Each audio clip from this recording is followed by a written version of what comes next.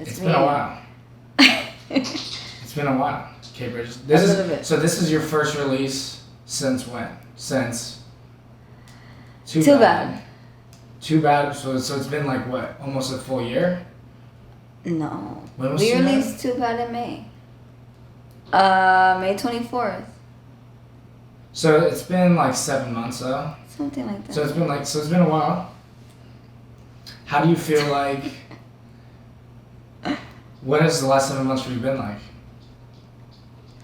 Ooh, that's a good question. Yeah, what has life for you been like since the last time you I released mean, music? it's been up and down. A little bit of instability in some parts, but a lot of growth. I mean, in the last 7 months, the last 7 months, I turned 26. We had the shows in New York. I had shows in Miami. Art Basel. Art Basel. Sean Kingston. I mean, that was just the other day, but I mean, that's in the last 7 months. You've done a lot. It's been a lot. You've done a lot. We've done shoots. You feel like this, like putting this music out. We'll get to like the Eric stuff. Yeah. But like, this is about Eric, but like this is also about you. Yeah. It's also about like you always refer to your music as like your children. Yes. So this is the next, like, you're bringing your next children into the world. Yeah. So how does that feel for you? By the way, Are you crying already? Like, we haven't even got to the heavy stuff. We haven't even got to the heavy stuff. No, my eyes been watering for some reason. So if you see me doing that, once the other eye starts going, that's when you know the waterworks will start. Anyways, okay, so the children. Let's get to the children. 3 of them. So 3 of them. You have your triplets. The load is heavy. What it means to me is the next chapter of healing, for sure. It's been a long time coming. Unfortunately, me and Eric had plans for him to have been here to see the project through. And I would tell him like, oh, like just trust me, like I'm gonna put it out, like I'm just getting everything together. Like I was trying to create a good wave because I believed in these records so much and I love them so much.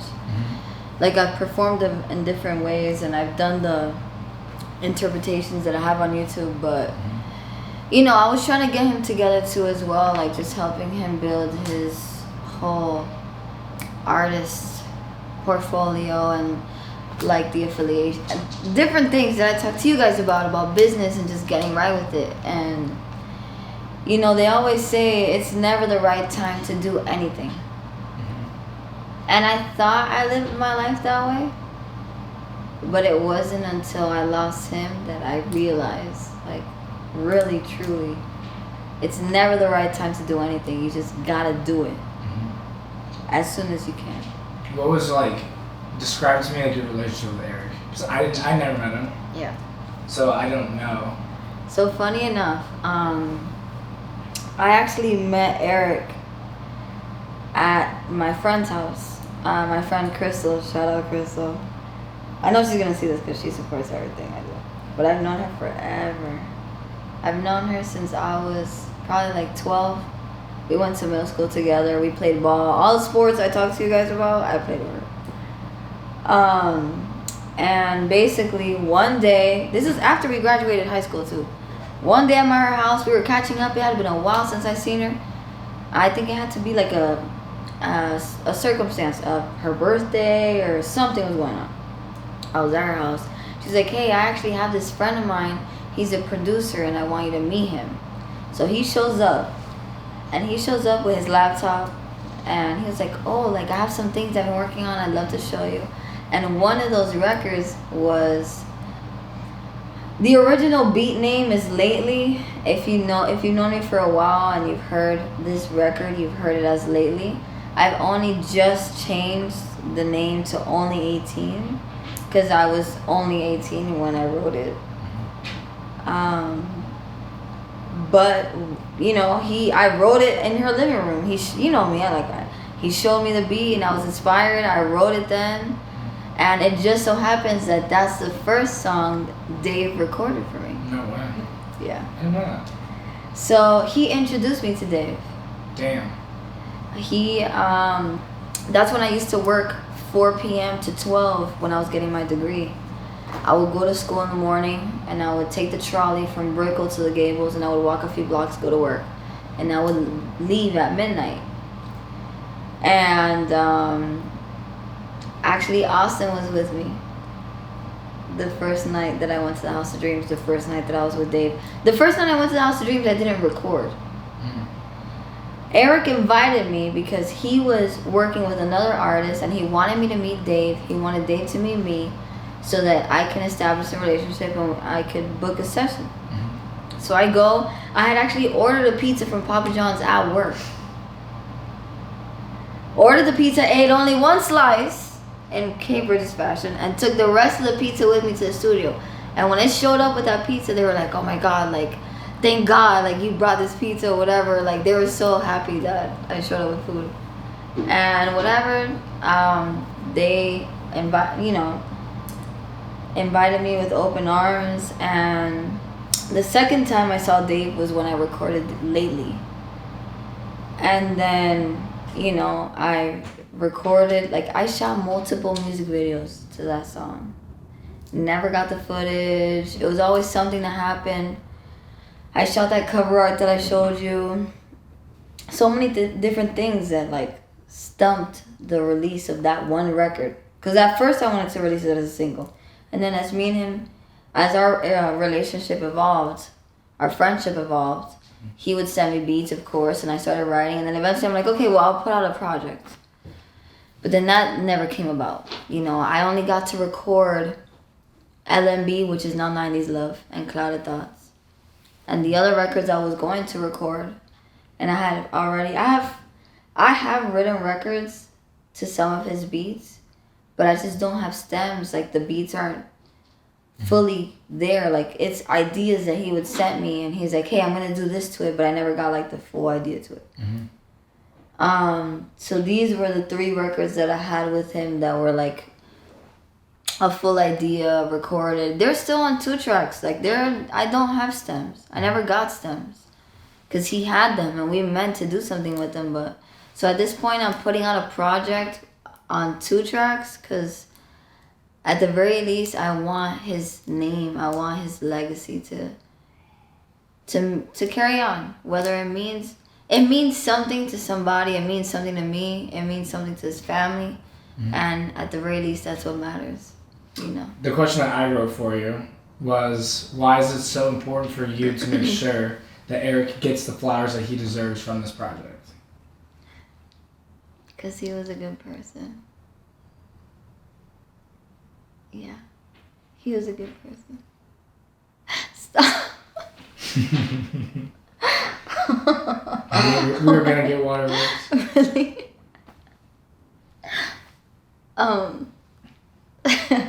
I hate you. You're good. I mean, he was talented. He had good intentions. He was supportive every time he saw me. Like, before you guys, before y'all, he was one of those people that made me feel like I made it.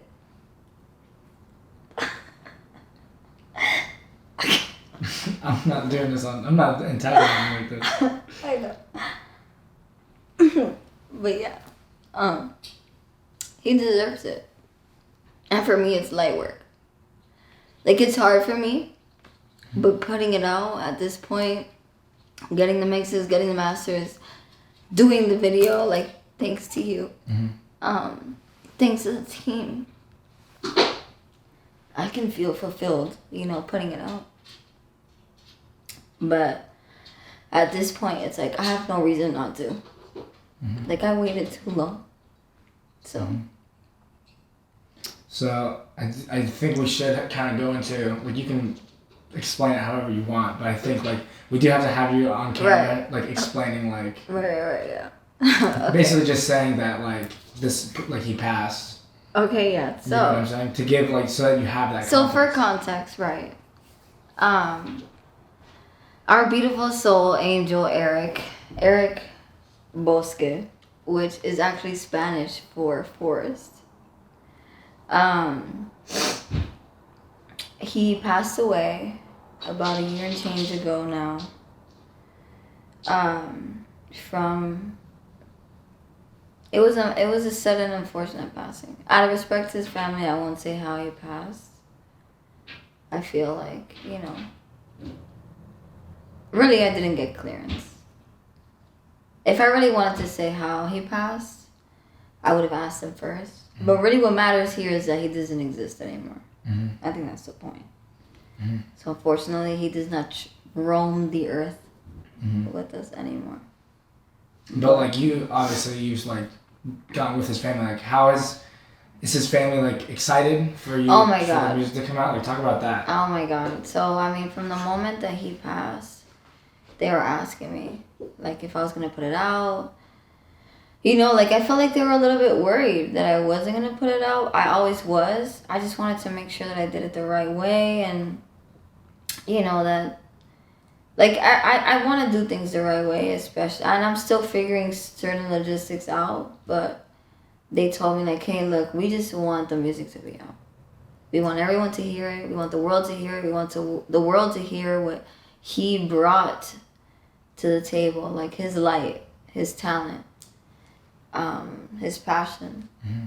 And so basically they're excited. I mean, the moment that the team got the screenshots, but the moment that I sent the music out for distro, I sent her screenshots of the little email they send you, like, congratulations, you're ready. And I was like, I hope you're ready. Mm-hmm. January 23rd. Mm-hmm.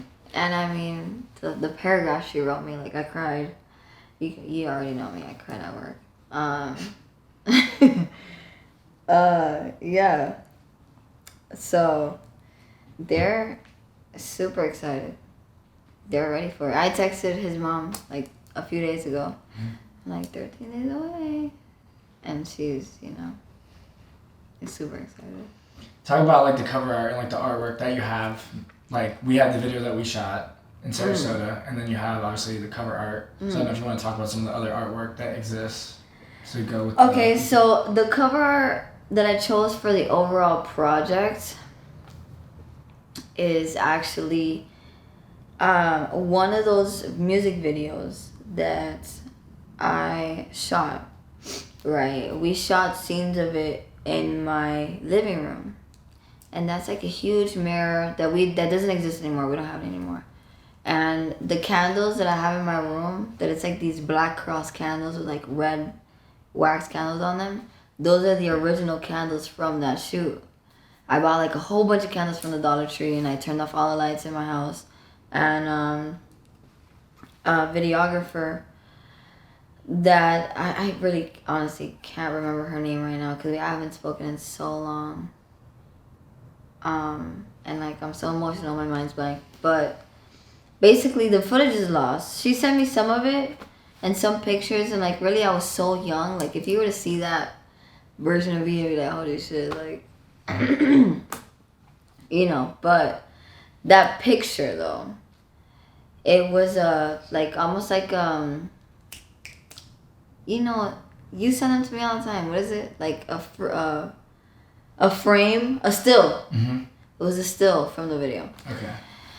And it's such a grim, like such a dark picture. Like, when someone's like trying to contact the dead, or like someone's doing a seance of some sort, or just like in a dark place, that picture represents that. Because I had lost my grandmother. And I've been sad for a long time. But that picture represents that. So when I put out the EP, I was like, you know what? I want to have something authentic to that time. Because how I feel now, even though it's a different version of sadness, is not how I felt then. And I feel like the cover art to the remix represents how I feel now. Mm-hmm. Where it's like that picture of like my head tilted back and it's like red and it feels like desperation. Mm-hmm. Like if I had to use one word to describe that picture, it's desperation. Mm-hmm. So, yeah, I mean, those are we have the video for, well, we have multiple versions. Mm-hmm. We have the version for the original and then we have the remix version, which, thank God, Mm-hmm. you know, we have something on. But yeah, so that's that with as far as the imagery goes. Mm-hmm. And then this to everyone who's watching here, this is kind of just me trying to explain what this project means to me. Mm-hmm. Talk about the title of the EP, The Good Die Young. Yeah. Well, how did you come to like naming it that? Okay, so there's so many ways I can start this explanation. Eric, obviously, he died young. He was in his early 30s. But aside from Eric, so I like to say I lost my co-creator and I lost my muse. And I'm all that's left to this project. Because coincidentally enough, today, Austin, my latest muse, would have turned 26 today. He also passed 5 days after Eric passed away. Like the first person I called when Eric passed away was Austin.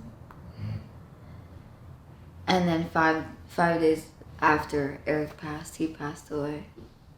And so, for me, the good have died young. Because they were like two of the most purest souls I've ever known. Like they loved each other. Austin was doing a logo for him. You know, they had like their own relationship, which was very wholesome to experience. And I remember when I told him Eric had passed, he took it so hard.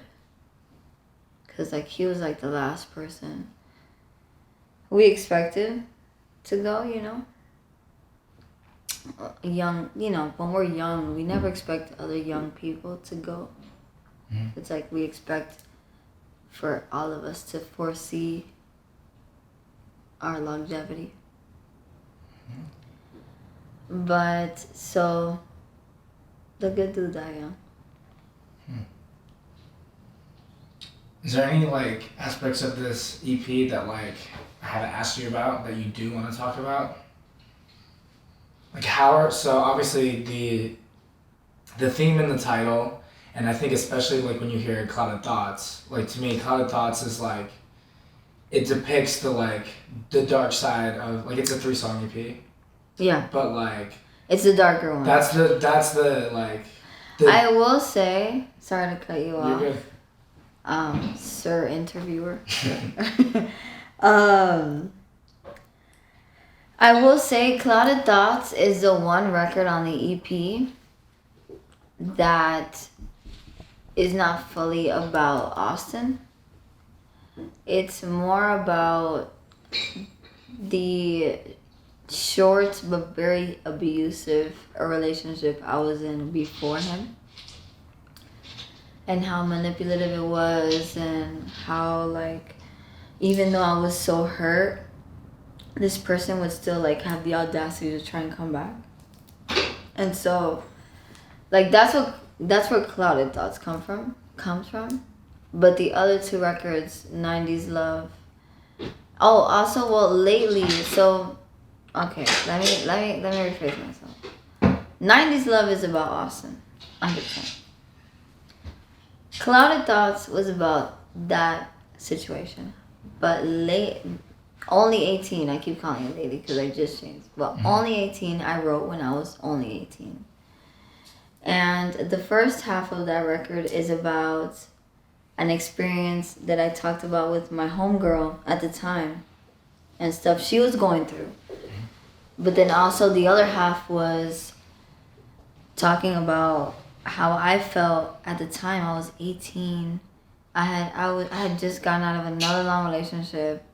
I'm a lover girl. Please don't nail me to the cross. But, you know, I've only done long relationships for the most part, so I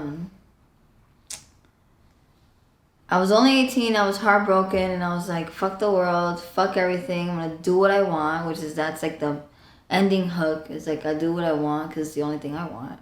And I was like, you know, fuck the world, balls to the wall. So, really, the EP is an evolution of love that I felt at that time. And really, with Eric passing and then Austin passing, was the full circle closing of that chapter. Like, that EP, for example, I met Eric when I was with Austin. Like, I had probably been with Austin only like 4 months when I met Eric. They passed away 5 days apart. The amount of time that I knew Eric probably had to be like 3 years and change. And, you know, being in Austin was like almost 4 years. I say 4 years because you round it up, but really it was like 3, almost 4. So, when you think about it, it is a full circle closing. Like, the EP represents the evolution of those 3 years. 3-4 years. Damn. And my life, a lot of my life is like that. Like, a lot of my life is fragmented into different traumas. Like, the years go by and it's like, I can detail you like a frame by frame. Because of the insane shit. In what ways does releasing the music like give you solace, if at all? It does. It's not about solace.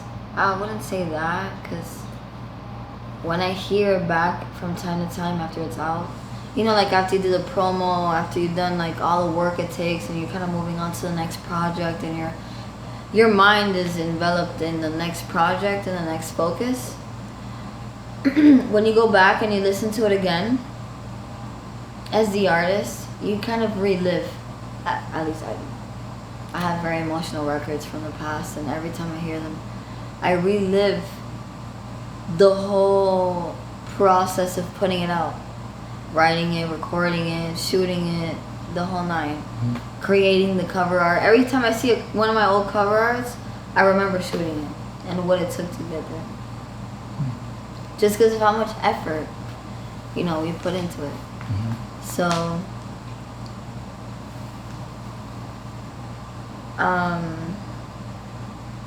what was the question again? The question was, does like releasing the music, oh, the like, solace, yeah. Does it give you solace, or does it like... It's funny because me forgetting the question is like, no. It doesn't give me too much solace. It just allows me to move on. It allows me to move on, but every time I hear it, it just takes me back.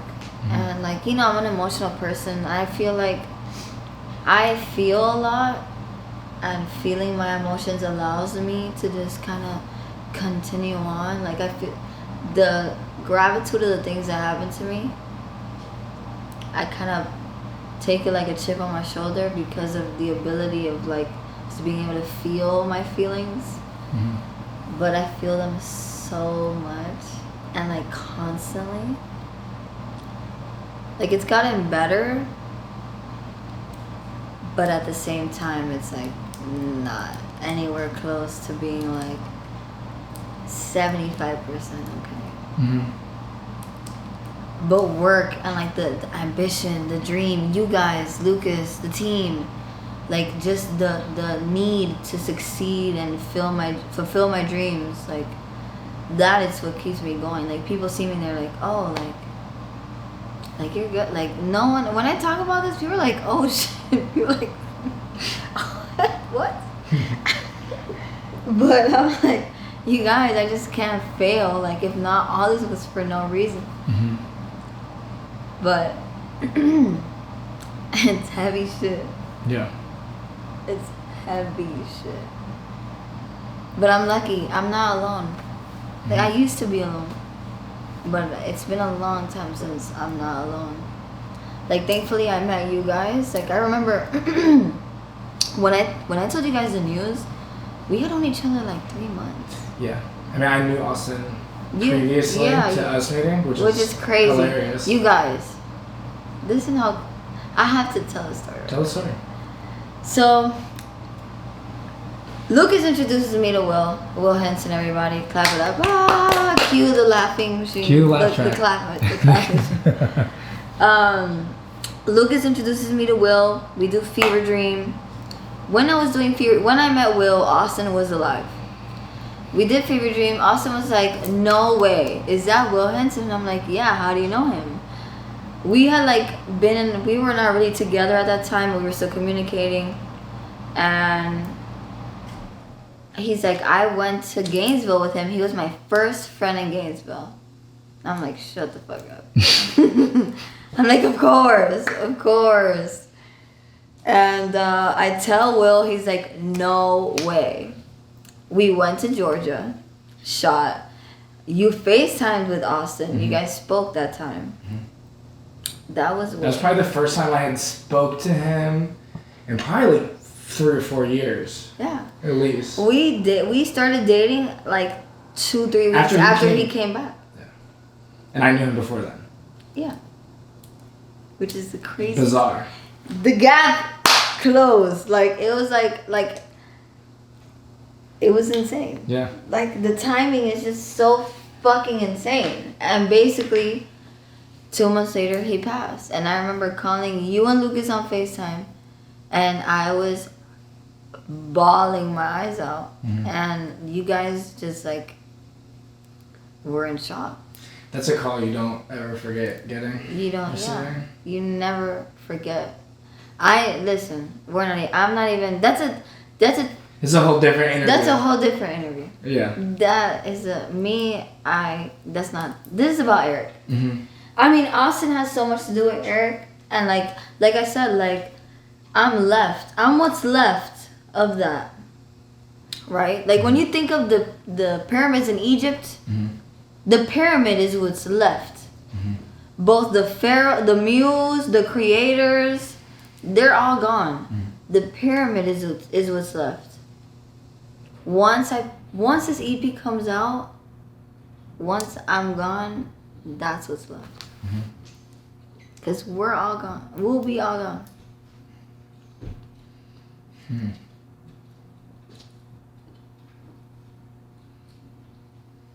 That's all. Okay. I'm trying to think. Do you want to maybe talk about, like, because he's a producer, you don't like. He's not like another vocalist. You being the vocalist, like, people are gonna listen to this EP and they're gonna say like these are Kate Burgess songs. And I think that's like the driving of why we're doing this interview. Of course. Why we're putting this together is so that like it can be communicated and understood, like his influence on the project and like the reason why it's coming out. Oh, okay. So I'll say this. Okay, so Eric was the type of producer where he wanted you to come in and make things from scratch. Like, with him. Mm-hmm. Like, I mean, like, at the time, like, I was very new to the world of beats, and, like, I've always been a musician. I played instruments, I've been singing my whole life, but I wasn't very, like beat making to me was very strenuous. Like, I cannot fathom how you guys come up with this shit.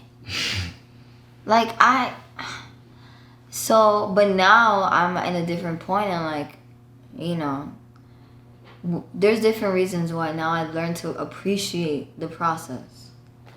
Him being one of them, you know, but he was very like the type of person like, come, like, let's do this together. And like, I'm a meeting of the minds, but not in that way. Mm-hmm. Where it's like, I want your interpretation and my interpretation to meet separately. Mm-hmm. Like, I don't want to influence your interpretation.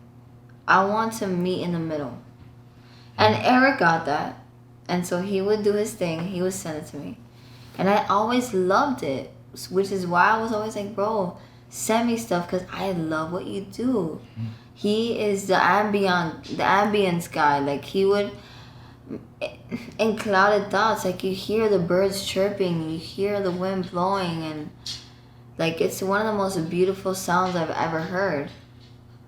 I was so inspired. I think Clouded Thoughts is one of my deepest records. Mm-hmm.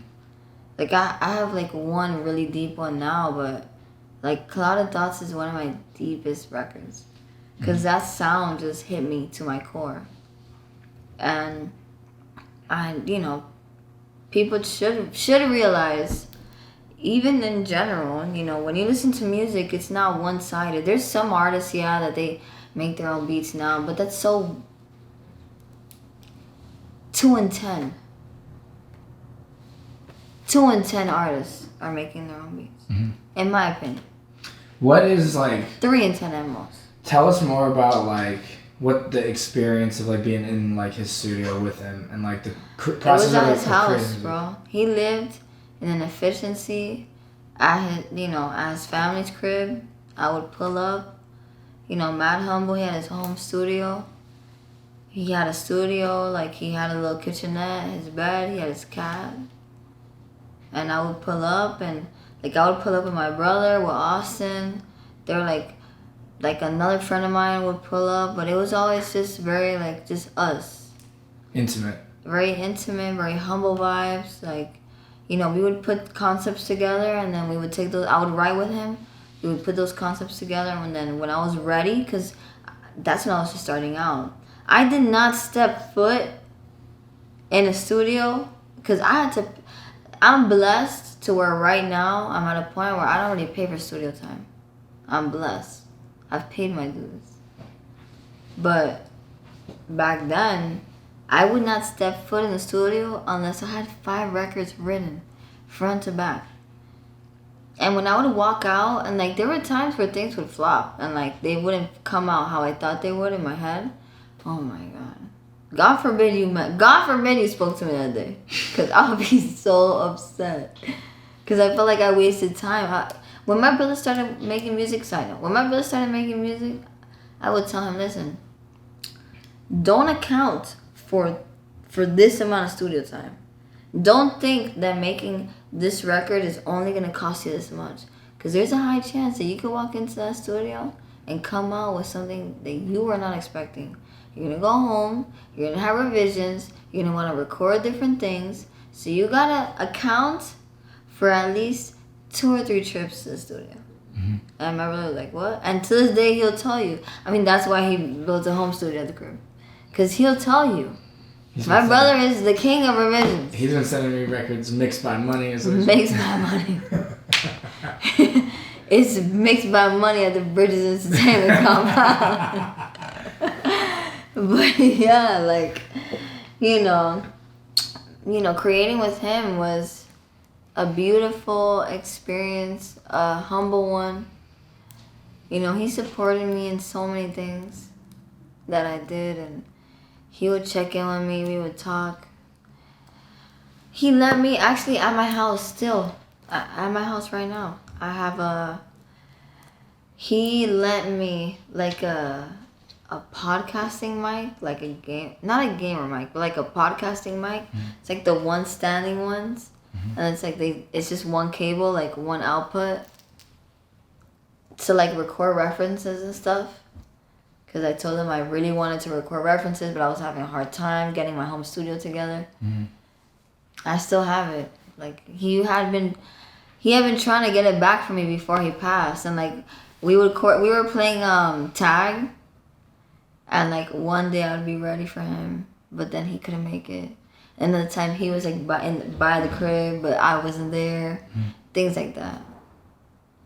So I still have it. But Are there any other like stories or memories of Eric that you want to like share on camera? One of my like special memories with him. So it was one birthday he had. Like he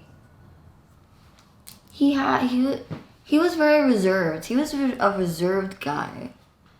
And like he had friends and he had people that would come around, but I feel like people didn't care enough. Like I know people that did still, like very few, but like the majority of the people that I would see come in and out didn't like give a fuck enough. And there was one birthday, you know I'm a big birthday person. Mm-hmm. And he told me, I was like, oh yeah, my birthday's coming up, you know. And the day of his birthday, I was like, so what are you doing for your birthday? I woke up in the morning, I'm like, oh, happy birthday, you know me. And I'm like, what are you doing? Like, let me know. And he was like, oh, you know, I don't really know. Like, I have a few friends. They told me they'd pass by my house, but, you know, I'm kind of like down. I don't know what I'm going to do. And I was like, oh, no. No. And, I mean, honestly, I hadn't, like, bought him a gift. But, I looked at Austin, I'm like, bro, it's Eric's birthday. And, like, no one's going to fucking show up. And so I contacted a whole mess of people.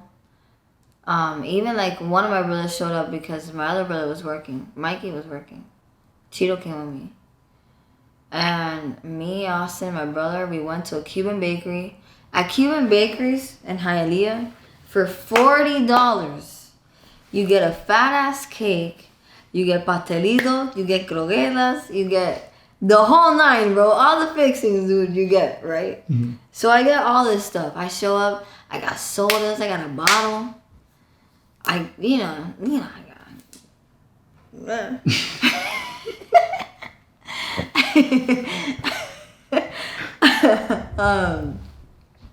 And I show up, dude.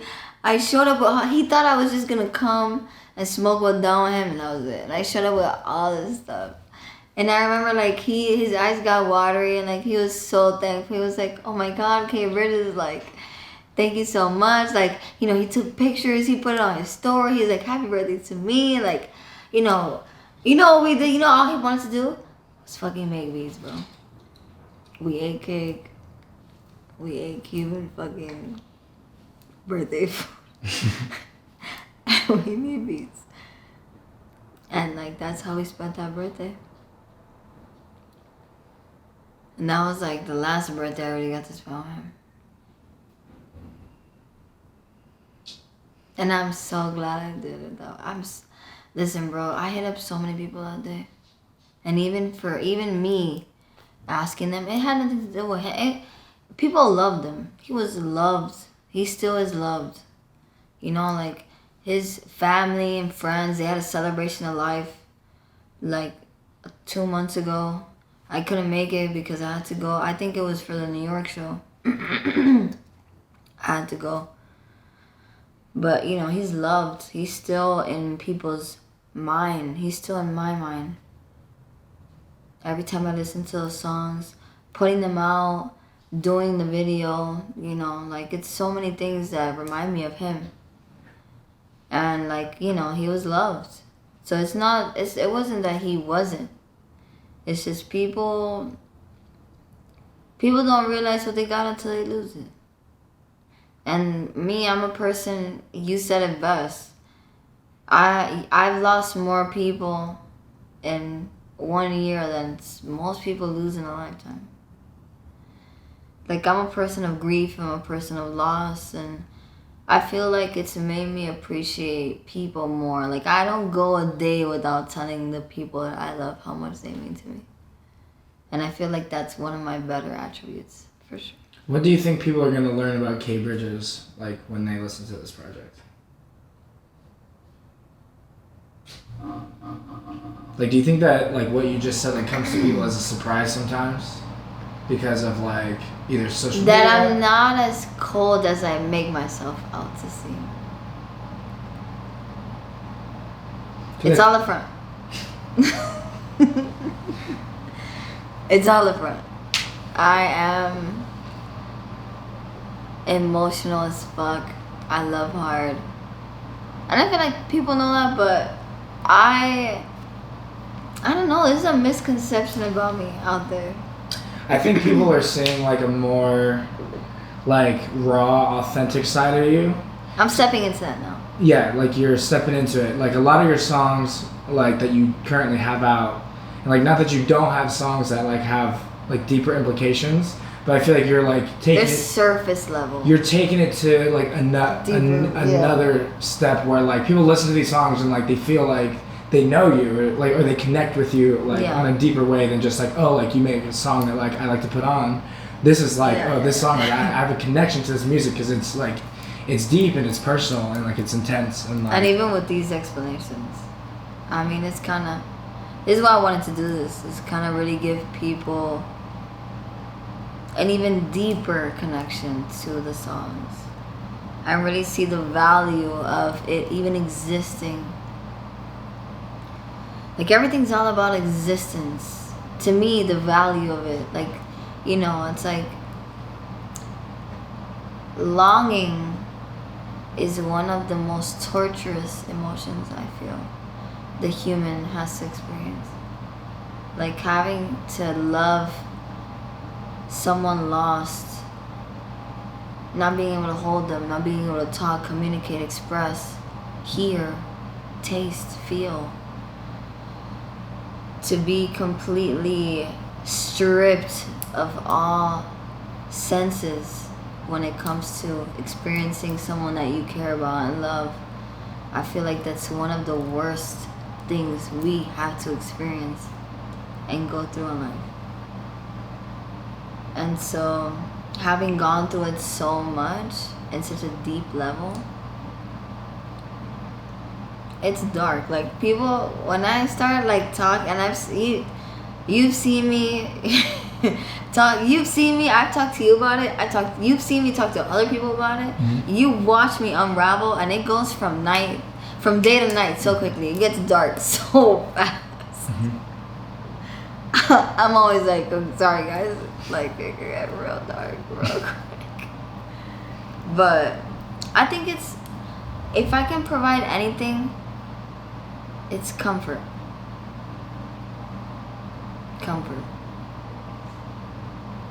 And like people relating to that feeling and like knowing you're not alone, knowing that it's just as deep for me as it is for you.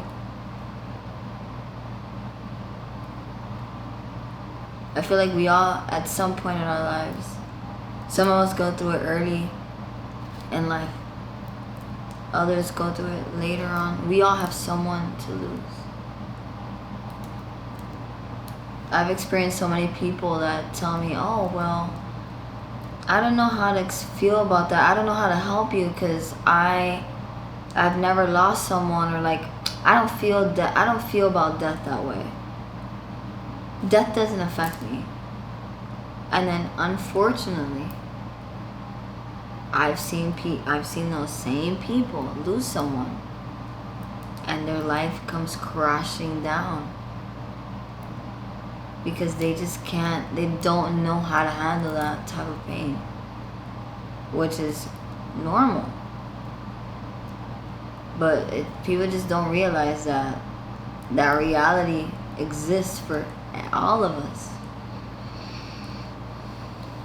So if there's anything anyone can ever take from experiencing me, I hope it's comfort and relativity and empathy and strength. How long do you feel like we've been recording? I wouldn't be surprised if you told me an hour. We're at 45 minutes right now. Yeah. Yeah. That's a lot. We got a lot. There's a lot of good stuff. Anything else? Any final words?